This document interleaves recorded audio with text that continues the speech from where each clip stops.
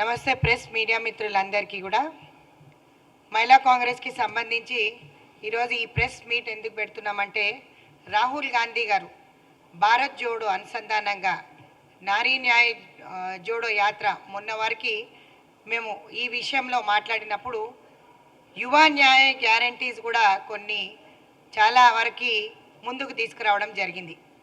ఈరోజు యూత్ చాలా ఇబ్బందిలో ఉన్నారు.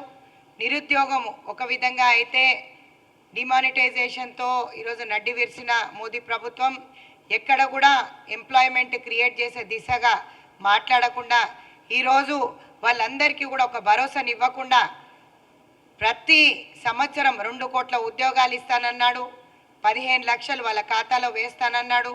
ఏది వేయకుండా కూడా ఈరోజు నిజంగా కూడా నిరుద్యోగులను మోసం చేశారు. నిరుద్యోగులు ఈరోజు ఏ విధంగా బాధపడుతున్నారంటే ఉద్యోగాలు లేకుండా. కానీ గత ప్రభుత్వం బీఆర్ఎస్ ప్రభుత్వం 2 లక్షల ఉద్యోగాలు ఇస్తానని మోసం చేసింది. ఇదే కేంద్ర ప్రభుత్వం 2 కోట్ల ఉద్యోగాలు ఇస్తానని మోసం చేసింది. కాంగ్రెస్ పార్టీ ఈరోజు భారత్ జోడో అనుసంధానంగా న్యాయ జోడో యాత్ర కూడా జరపడం జరుగుతుంది. రాహుల్ గాంధీ గారు వేరియస్ ప్లేసెస్లో వేరియస్ స్టేట్స్లో తిరుగుతూ మాట్లాడుతున్నప్పుడు యువ న్యాయ గ్యారంటీస్ అనేది అమల్లోకి తీసుకొచ్చారు.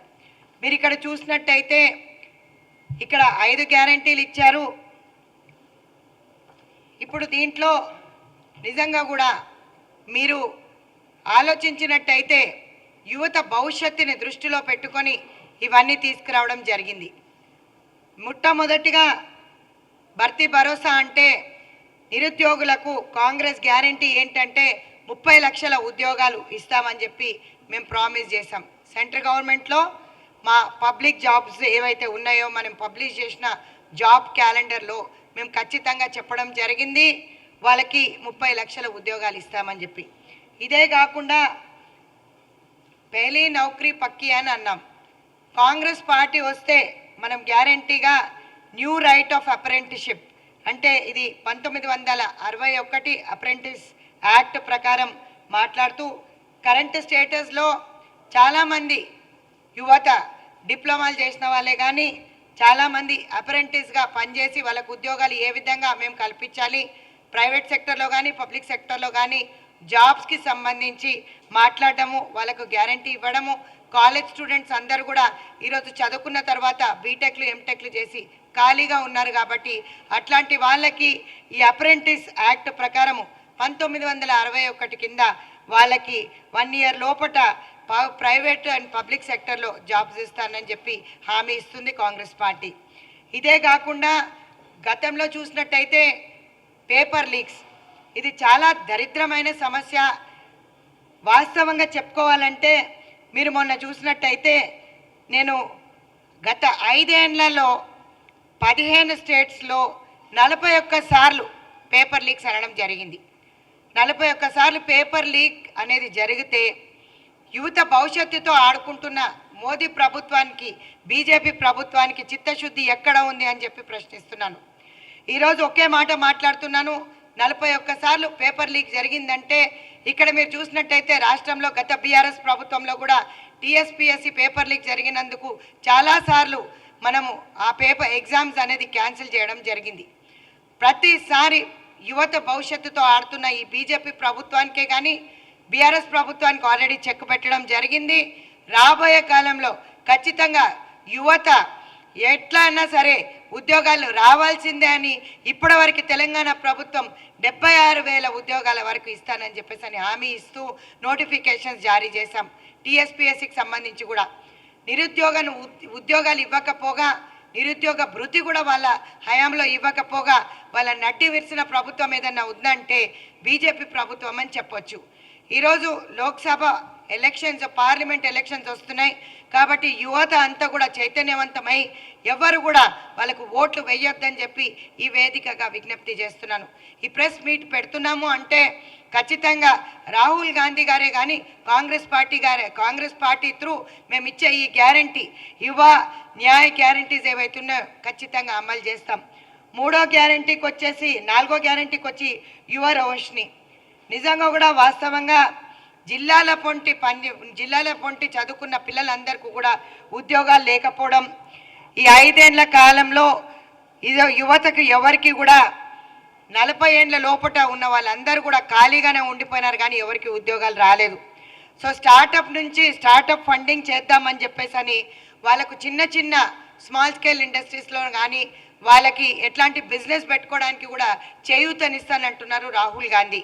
యువ రోషిని కింద వాళ్ళ నిజంగా కూడా వాళ్ళ భవిష్యత్తులో ఒక వెలుతురు నింపాలనే ఉద్దేశంతో ఈరోజు వాళ్ళు చెప్పడం ఏంటంటే ఈ స్కీమ్ కింద 500 కోట్లు ఈరోజు కాంగ్రెస్ ప్రభుత్వం వస్తే అది సపరేట్గా ఒక ఫండ్ వాళ్ళకు పెట్టి వాళ్ళకు దీని కింద ఎట్లాంటి బిజినెస్ చిన్న చిన్న ఉద్యోగాలు చేసుకోవడం కానీ పాన్ షాప్స్ కానీ లేకపోతే వేరే విధంగా అంటే ఏదన్నా ఇండస్ట్రీస్ లాంటి చిన్న చిన్న ఇండస్ట్రీస్కి ఉపాధి కల్పించే విధంగా వాళ్ళకు చేయాలనేది ఒక కోరిక ఉంది కాబట్టి అట్లాంటిది చేస్తామని చెప్తున్నారు.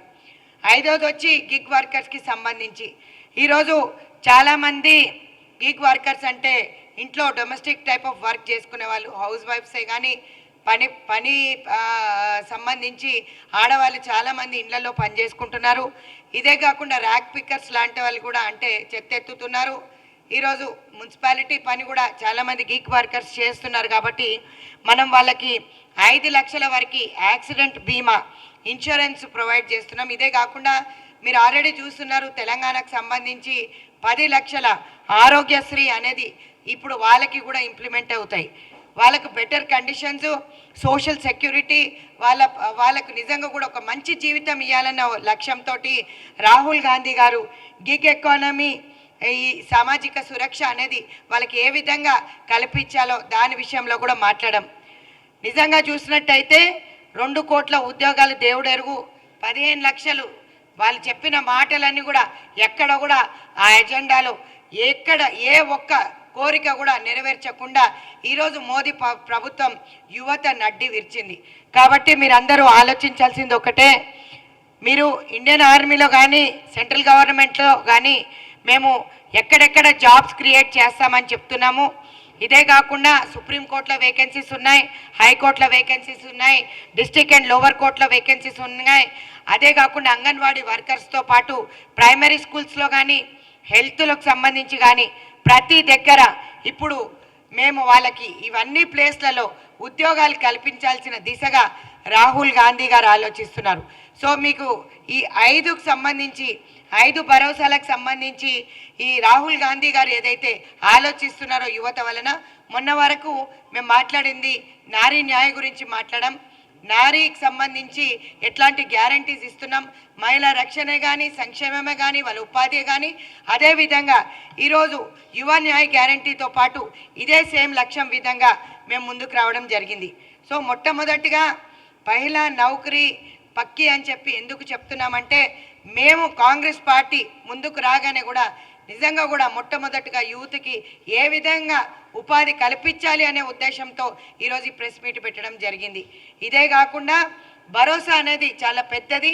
ఆ భరోసా అనేది వీళ్ళు ఫెయిల్ అయ్యారు, అటర్ ఫ్లాప్ అయింది బీజేపీ. కాబట్టి ఆ ఫెయిలియర్ని నిజంగా కూడా ఎన్ని ఉద్యోగాలు లక్షల ఉద్యోగాలు ఉన్నా, కోట్ల ఉద్యోగాలు ఉన్నా కూడా సెంట్రల్ గవర్నమెంట్లో ఇవ్వడానికి వాళ్ళకి మనసు ఒప్పట్లేదు. మరి నేను ఈ వేదికగా నరేంద్ర మోదీ గారిని ప్రశ్నిస్తున్నాను, ఎక్కడ కూడా వాళ్ళకు న్యాయం చేయలేదు.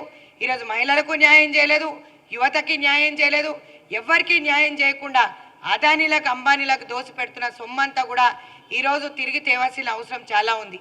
కాకపోతే సెంట్రల్ గవర్నమెంట్లో రూలింగ్ ఉంది బీజేపీ, కాబట్టి ఎక్కడ బీజేపీకి సంబంధించి కూడా ఇట్లాంటి ఉద్యోగాలు భర్తీ చేయాలని వాళ్ళు ఆశపడలేదు. కాబట్టి ఈరోజు యువ న్యాయ గ్యారంటీ ఏదైతే లాంచ్ చేశారో రాహుల్ గాంధీ గారు, దానికి సంబంధించి ఈ సమావేశం పెడుతూ ఈ 5 గ్యారంటీలు ఏవైతే లాంచ్ చేశామో రాబోయే కాలంలో పార్లమెంట్ ఎలక్షన్స్ కాగానే మా ప్రభుత్వం సెంట్రల్ గవర్నమెంట్లో రాగానే ఇవన్నీ కూడా ఇంప్లిమెంటేషన్ చేస్తామని మళ్ళీ ఒకసారి చెప్తున్నాను.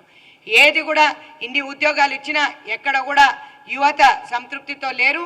సో ఇక్కడ తెలంగాణలో ఆల్రెడీ స్టార్ట్ అయింది.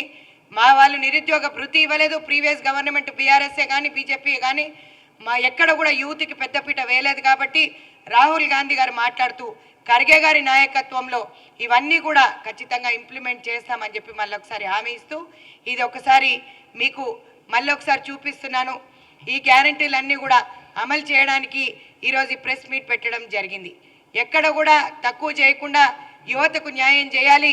ఈరోజు మన భవిష్యత్తు యువత కాబట్టి ఈ 5 గ్యారెంటీలతో పాటు మేము ముందుకు వచ్చాం. ఖచ్చితంగా ఇవన్నీ ఇంప్లిమెంట్ చేస్తాం. యువత తప్పుదోవ పట్టకుండా ఈరోజు ఖచ్చితంగా కాంగ్రెస్ పార్టీకి ఓటేయమని చెప్పి కూడా విజ్ఞప్తి చేస్తున్నాం. Thank you very much. నమస్తే.